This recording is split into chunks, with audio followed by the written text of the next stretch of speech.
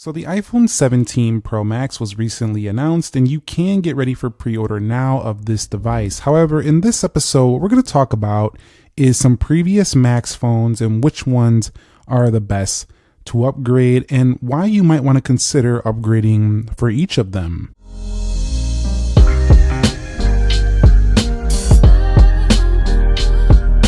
So what is up, guys? Nick here, helping you to master your technology, and we're going to start with the very first one, which is one I think is pretty obvious. If you have an older vintage iPhone XS Max, if you're still using this phone, you don't even have the latest software updates, this is an easy one to tell you to go upgrade. I mean, there's nothing about this phone that you're not upgrading. You're literally upgrading every single element of this phone. There's basically nothing else to say about that. So I just want to get that one out of the way for the old school XS Max users. So that one's actually headed towards obsolete status very soon here. So the next one is the 11 Pro Max. Now the 11 Pro Max was one of my favorite iPhone Max devices ever made. I really love the midnight green color, and I actually like this color more than the cosmic orange that just came out. However, the XS Max came out way back several years ago in 2019, and I think it was one of the best upgrades of all time in the iPhone lineup just because it introduced a triple camera array, which was groundbreaking at the time for iPhones, and this one had a really long battery life at the time while also being pretty smooth to hold and also very enjoyable to use due to its really good performance at the time.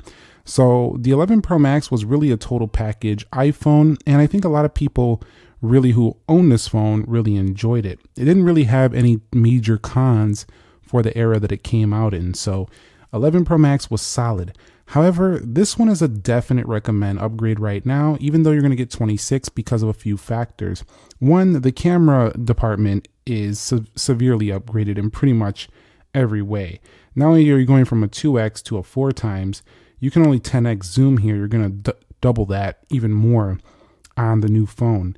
In addition, while these are triple 12 megapixels, you're going to go 4 times the megapixel range on the new phone to 3 48 megapixel cameras. So you're basically going to upgrade not one, not two, but all 3 cameras going to the iPhone 17 Pro Max. So this is really, if you held on to this phone, this is going to be your time. You also had a notch display here, which got introduced to Dynamic Island on the iPhone 14 Pro Max over here where I'm pointing to.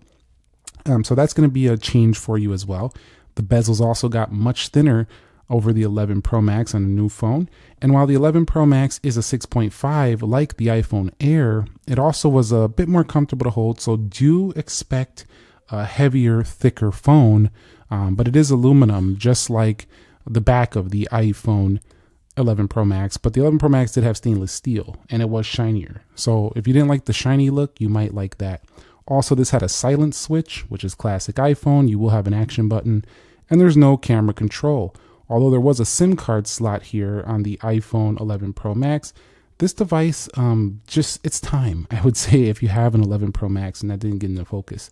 But you are going to go eSIM only versus this dedicated SIM card slot on the upcoming phone. So yeah, if you have an 11 Pro Max, I think all the areas I recommend or talked about here are definitely being upgraded. So you're just being upgraded in every way here, shape and form, if you held on to your old trusty 11 Pro Max.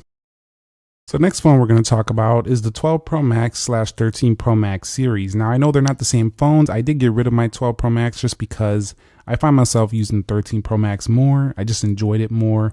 But they basically have the same design and build, with the 13 Pro Max having the better battery life and the 120 Hz ProMotion.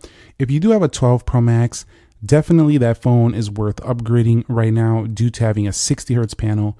You will be going to the 120 Hz. You could have did that multiple years, but if you found that the 14 Pro Max, the 15 Pro Max, and 16 Pro Max just look too similar to your 12 Pro Max, you'll finally get a different camera design, as well as a different body and build with a smoother display without a notch. And it's just all around going to be faster with network performance as well. So 12 Pro Max users, this is a big upgrade year for you. It's actually the 5th year as well. You had that phone, so it's a 5-year upgrade. I think it's going to be a big one for you. Just like the 13 Pro Max, you'll have yourself a lightning port that goes to USB-C. Not only does it charge faster, it has better battery life. And you, of course, will be going eSIM, but it allows for just a more secure method, although not everybody loves eSIM, but it does allow them to get that iPhone Air a bit slimmer over there. Also, a real upgrade that has been coming to the 17 Pro and Pro Max are these front-facing cameras, which are pretty basic now on these older iPhones, as they're allowing you to do landscape and different options on the newer phones. So this is going to be upgraded substantially for you as well. Now, switching gears to talking about this Graphite 13 Pro Max, what a lot of people consider a legend in the iPhone Max era of iPhones. This phone right here, I think you could get by another year, no problem. The phone doesn't have a problem working. It doesn't have a problem with camera. It doesn't have a problem with performance or battery life. The issue I have with the iPhone 13 Pro Max is just everything is starting to age a bit. Having a notch just doesn't look very modern anymore on the phone. You know, Dynamic Island's not my favorite either, but it does have some functionality in there. And the bezels are a bit thick now. And overall, the phone just feels rather chunky, a bit heavy due to its thick stainless steel. Although I do like the shininess. It kind of reminds me, the Pixel 10 Pro XL reminds me of this phone a bit, kind of taking that shiny look. And while this is still one of my favorite ever made, I still think there's enough upgrades to justify dumping the iPhone 13 Pro Max this year, including better network performance, substantially better thermals, and is going to have substantially better performance. And again, with the triple 12 megapixel, while this phone really held its own for many, many years, having 4 times the resolution on each sensor really makes this not feel like a Pro phone anymore. You'll also be going up to 4K 120 on the new iPhone. And of course, this still has Lightning port. We do go to USB-C, so that's also really good. And again, with this phone, the front-facing camera will be upgraded for the 13 Pro Max. So overall, while this did introduce what everybody's been waiting for on the base iPhones, the ProMotion display, the iPhone 13 Pro Max has had a great run. But I do think if you upgrade this year, you're going to be pretty happy. However, if you decide not to, I did showcase a 26 video on this iPhone, and it held up very, very well. So let's switch gears to talk about the iPhone 14 Pro Max. So the 14 Pro Max, this one really didn't get a lot of love, is what I've been seeing over the years. Space black, a lot of people said it's not enough of an upgrade over the 13 Pro Max, and I think you were right for a couple of reasons, but wrong for others. The iPhone 14 Pro Max did bring the 48 megapixel sensor, which was a big leap at the time, giving 4 times the resolution, and they're still using it to this day. But they are doing it in a different way with the Fusion setup, and they're also giving you that 48 megapixel on multiple lenses versus just one.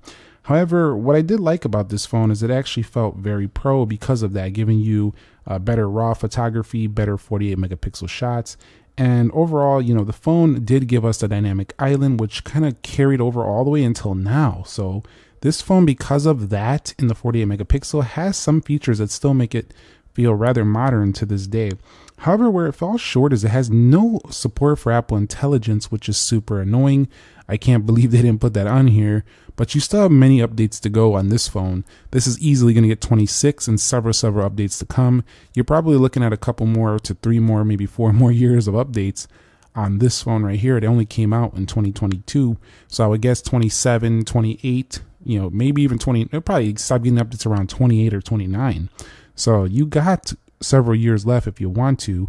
And I did love the space black color. They do have orange now, but there's no way I would pick the orange over a dedicated space black option of that phone. However, some of the cons though, this does still have a silent switch, no USB-C still. They should have had it at this time.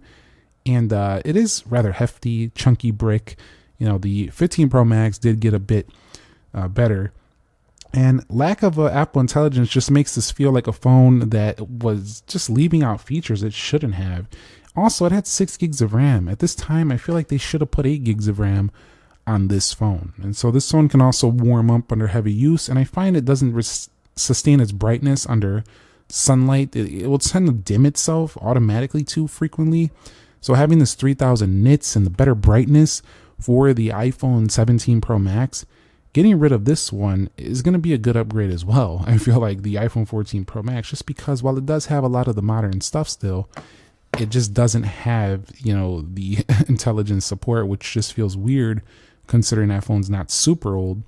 And it doesn't have the triple 48 megapixel. It has a single, and the front facing camera on all the iPhones is getting upgraded. So that's a good one, I would say, to consider upgrading the 14 Pro Max for some of those reasons I mentioned. Also, I found that they were really pushing that Pro experience more on the 14 Pro Max. And now with the Apple Log recording, the 4K 120, ProRes RAW, for actual Pro users, if you're really going to push that Pro stuff, and you bought a 14 Pro Max for that reason, the phones are a lot more Pro now if you're really going to use that stuff. Now, moving on to the 15 Pro Max, this is where it starts to get questionable as to whether or not to keep your iPhone or not. I would say you don't have to upgrade the 15 Pro Max. It still has a titanium build, and in some rights, that could actually be a better thing over the new iPhone. It is a very lightweight feel, and it's a premium metal. It's definitely used on the Apple Watch Ultra, and so the 15 Pro Max still, to me, is a relatively great phone. Some people might even consider picking this one up this year. While it doesn't have camera control, this phone also is eSIM only, just like the 14 series introduced. You do get a respectable zoom, 5x and 25 times, so this can be a great use pickup this year for sure. It does have the 5G antenna there instead of camera control, but overall, I think it's a really nice option still. It does have USB-C, pretty good battery life, and while thermal sucked at the beginning, nowadays, the iPhone 15 Pro Max, they did do some software updates to ensure you don't really have to deal with that too much on this device. So you are able to play games, no problem. You're able to take photos, no problem. It does great video and photography on both the front and the rear, has pretty long zoom. This still feels very relevant, very modern, thinner bezels than the 14 Pro Max. Just overall, I like this phone a lot more than the 14 Pro Max. And so the truth is, with 8 gigs of RAM, Apple Intelligence support, dynamic island, triple camera with pretty long zoom still, the iPhone 15 Pro Max, you don't have to upgrade it. If you do want the better thermals though, you want the 12 gigabytes of RAM, and you want probably significant camera upgrades in terms of the front-facing camera, like I talked about earlier, and a couple more 48 megapixels, it could be worth it for you. But again, I feel like you'll actually need to take advantage of those features for it to be a worthy upgrade over the 15 Pro Max. So for me, honestly, I don't think it's a 100% upgrade on the 15 Pro Max. And that brings us to, well, the last one that we've been talking about for several months. We cover the Pro Max, the 16 Pro Max Desert, for quite some time here. And this one is a 100% no. You don't have to upgrade. It's not a best iPhone upgrade. It's actually probably one of the worst iPhones to upgrade because you probably just got it recently. So what would be the point to go ahead and upgrade your iPhone 16 Pro Max if you just got it within the past year? It's not really necessary. However, if you do love the newer iPhone more, you could get a pretty penny for this and get the new one for significantly cheaper than the retail price. So that's probably a good, excuse to upgrade if you want a yearly upgrade. But, you're really going to need to use serious use of the Pro experience, specifically the cameras, to make this a worthy upgrade, because they're saying they're going to have, 2 hours better battery life. But this phone already has the thin bezels. It already has super long battery. It already has ProMotion.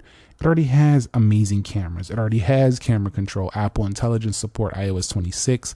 I mean, this phone is basically the bee's knees, so you don't really have to go ahead and do it. And I would actually say this would be one of the worst upgrades. If you're upgrading from this one, you just want the newest phone.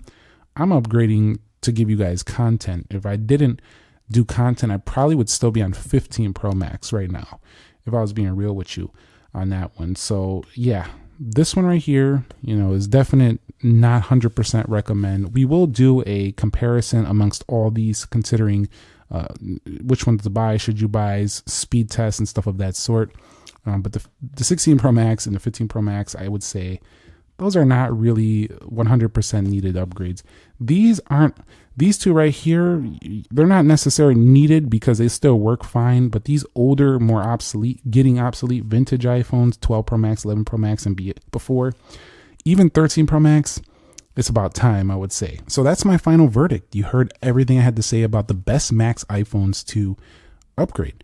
I think the 17 Pro Max does represent Definitely quite a few, interesting factors about it. You do have yourself the cosmic orange, the deep blue, the silver, which kind of reminds me of the older iPhone 7 Plus with that aluminum enclosure. So, I mean, you do have quite a few upgrades, but they're still, $11.99. They're still not cheap phones. So you got to make sure that's the upgrade you want.